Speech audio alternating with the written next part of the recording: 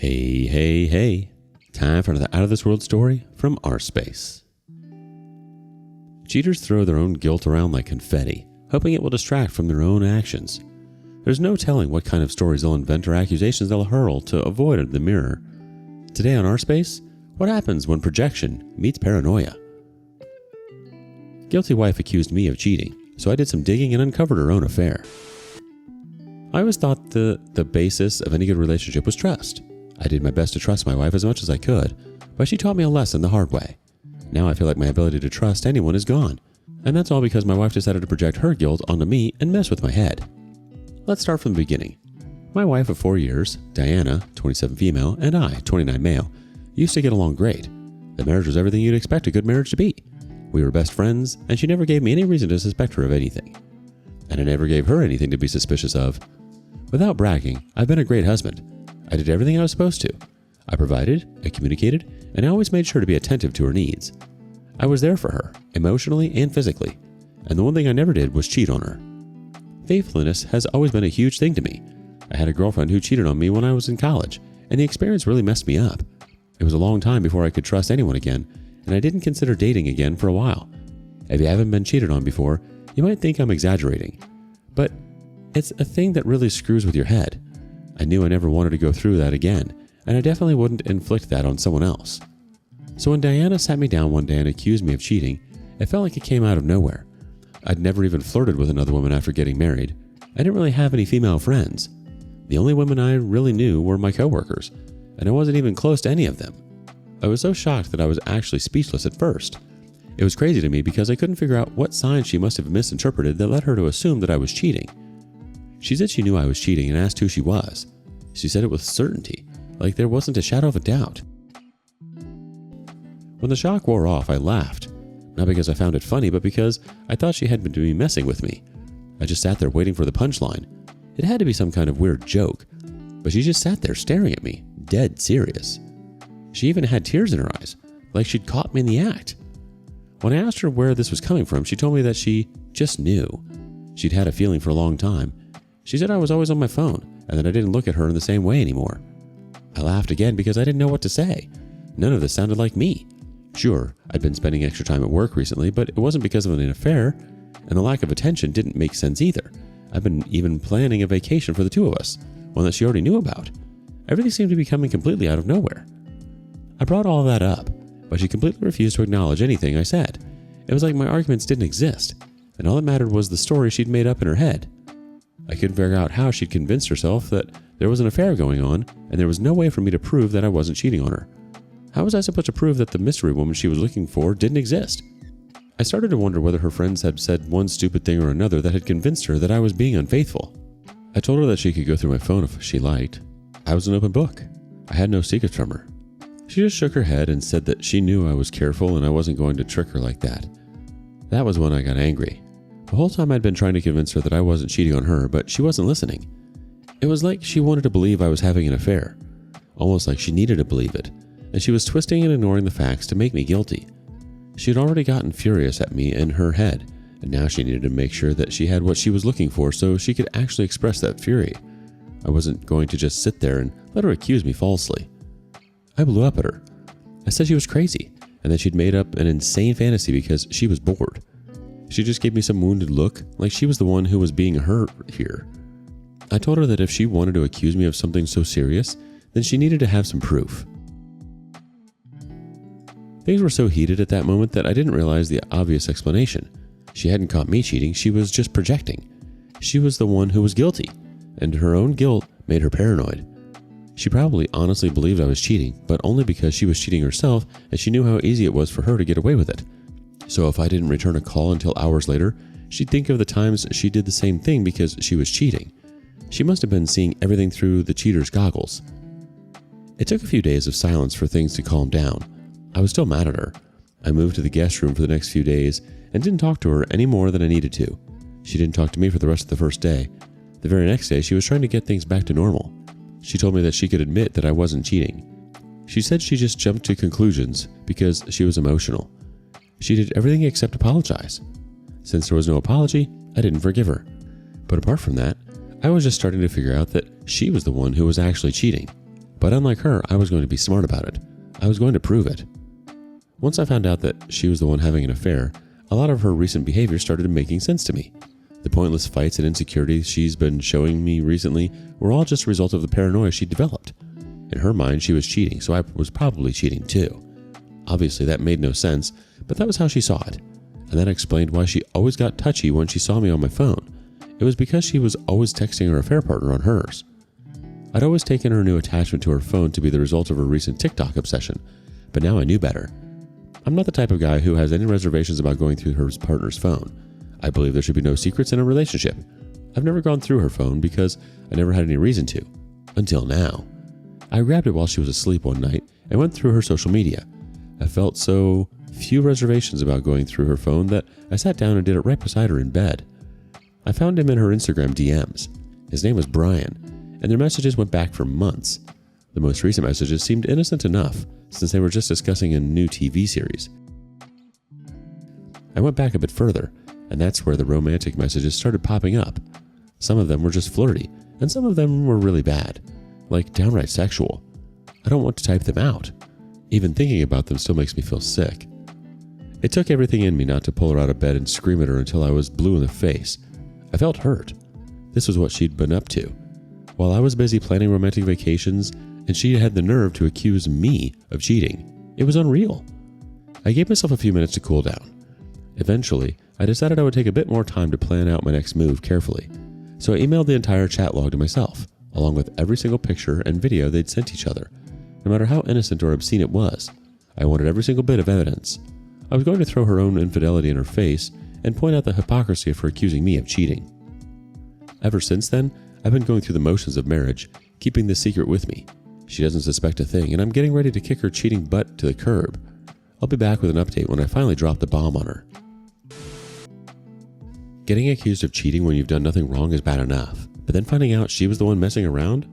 Funny how the people who cheat often end up being the loudest at blaming and accusing others.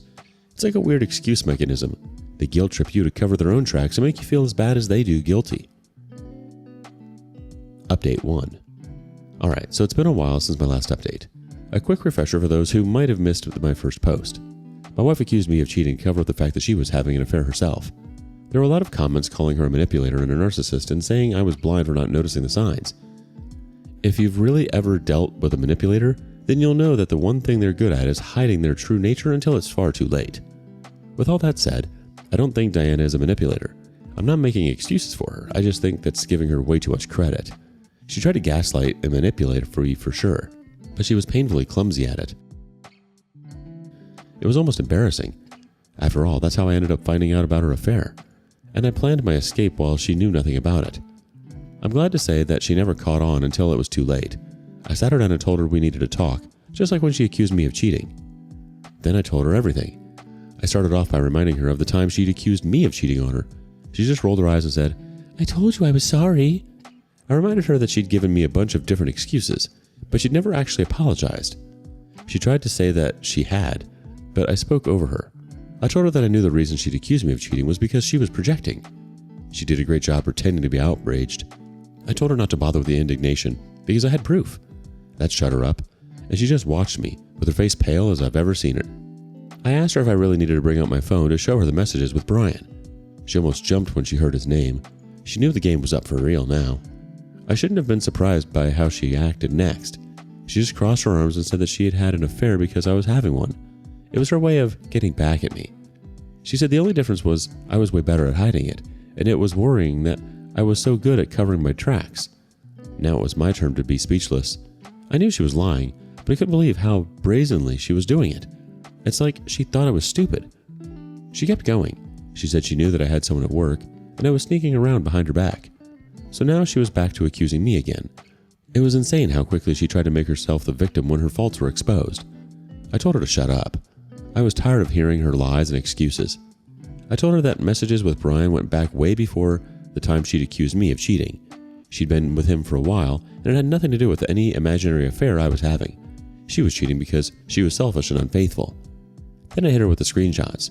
She refused to look at my phone, but that didn't matter. We both knew what was on it. I pointed out just how far back her messages went with Brian. She could lie all she wanted, but anyone with a lick of common sense would know who the liar was here. A judge would definitely know that she was the one in the wrong. That got a reaction from her. She turned to face me and said, "A judge?" She asked what I meant by that. I told her matter-of-factly that I was done. She was a lying cheater who tried to gaslight me and make me feel crazy. Why would I stay with a witch like that? Our marriage was over. I was surprised that she actually seemed to care. Between cheating on me and accusing me of cheating, it seemed like she was looking for any excuse to get out of our marriage. Instead, she was trying to get me to reconsider my decision. She said she was sorry about Brian and that it was just a stupid mistake. It was purely physical, and he didn't have an ounce of her heart. She'd dump him, and we could both forget about all of this and move on. I laughed and told her that she was crazy. She wanted us to just move on from this? That was impossible. She hadn't just crossed the line, she'd danced across it, multiple times. The only way I could move on with my life was if I was moving on from her. She started crying about how I'd never loved her. I said I'd loved her once, but that died the day she looked me in the eye and called me a liar, knowing full well what she'd been doing behind my back. I ignored her tears and told her the papers were ready. All she had to do was sign, and we could both get started on moving on with our lives. She said she wasn't going to sign anything because she didn't want to throw away 4 years of marriage. She said she was ready to fight for us, unlike me. Once again, she was trying to flip things on me. She couldn't take responsibility for anything. It was something I wasn't going to miss about her. There wasn't much I was going to miss about her, honestly. She's been refusing to sign the papers so far, but that isn't going to stop anything. It's just going to make things a bit more complicated. But I'm ready. Anything to put this sham of a marriage behind me and move on. Update 2. A bit of a celebratory update this time. After a lot of hassle, I'm finally divorced. Diana didn't make it easy for me, but it didn't matter in the end. She dragged out signing the papers for weeks. Eventually, she got herself a lawyer who told her to stop messing around and sign. All things considered, she had a pretty good lawyer, but mine was great. And there was a lot working against Diana here. She didn't have a good time in court. I made sure to bring up the infidelity and her gaslighting. I could see her cringe anytime her messages with Brian were brought up. I was interested to see that she still tried to accuse me of infidelity, even in court. There was absolutely no evidence of it, and the judge didn't take her accusations seriously. All she had was her insistence that I was sleeping with one of my coworkers. She couldn't even name who she suspected it was. It was honestly embarrassing to watch. The judge shut it down quickly, saying he wouldn't entertain speculation without evidence. My lawyer didn't even have to try. Diana was doing a great job of making herself look bad. The court ruled in my favor for almost everything. We had some shared property and finances, and I got a larger share of the assets. Diana tried to argue that it was unfair, but the judge pointed out that her actions had caused the breakdown of the marriage. Diana wasn't happy about how things ended. She actually called me a few times, letting me know that I owed her some of the assets that I'd been awarded. She said we were both adults who didn't need a court to tell us how to split up our own stuff, and we both knew she deserved an equal share. I would have laughed if I wasn't so disgusted. I couldn't believe how much she was willing to debase herself over this. I actually wondered how I could have ever loved someone like her. I didn't give her a real response. I just cut the call and blocked her. I cut off contact with her after that. Ever since the day she accused me of having an affair, my mental health had been declining, so I made an effort to focus on myself. I was going to spend time getting myself back into a strong and healthy headspace, and there was no way I could do that if I had Diana trying to guilt-trip me and gaslight me every hour of the day. That's been going well. A friend of mine talked me into therapy. I thought it was crap at first, and I had a bad experience with the first therapist I went to. But when someone recommended my current therapist to me, I got to see that there are some benefits to be had. I'm starting to recognize the damage Diana did to the way I think and perceive myself, and I'm slowly working on becoming a better version of myself. I've reconnected with friends and hobbies that she had slowly detached me from over the years. I feel like I'm truly free of her, and the feeling is incredible. I don't know what's going on with her and Brian, and I honestly don't care. It's not my concern anymore. She was a horrible, toxic person, and the sooner she's completely out of my life, the better. I know some people get concerned about what their exes are doing after their relationships end, but to be honest, I think I'm very different from those people. She could take her life in whatever direction she wants to. I'm just glad she's out of my life. That doesn't mean she didn't try getting in touch with me. I blocked her on everything, so she had no way of contacting me, but that didn't stop her from showing up at my house on multiple occasions. She even came by my work once. Each time I completely ignored her, but I wasn't staying passive. I got my lawyer to file for a restraining order and had him send her a letter informing her about the order and that I was ready to sue her for harassment or stalking if she kept showing up. That spooked some sense into her and I stopped seeing her lurking around. Looking back, the whole experience was mental and emotional torment, but getting through it had been liberating. Diana didn't just cheat on me. That would have been bad enough. Instead, she tried to drag me down to her level and make me out to be like her, just to soothe her own guilt. Most people won't understand the level of damage that does to a person, but I made it through, exposed her for what she is, and came out ahead. Diana was never something I'd seen in my future, but compared to living the rest of my life with her, it was a gift. Glad you got the legal backup and finally some space to breathe, OP. Sounds like therapy's actually helping too, which is awesome. Rebuilding your life, reconnecting with your friends and hobbies, getting that peace back. That's the kind of glow-up revenge they don't show in movies. You deserve the fresh start, and it sounds like you're making the most of it. What do you make of this? Let us know in the comments. And thank you for joining us today on rSpace. Be sure to like and subscribe and hit that notification bell so you don't miss out on our next video. See you next time.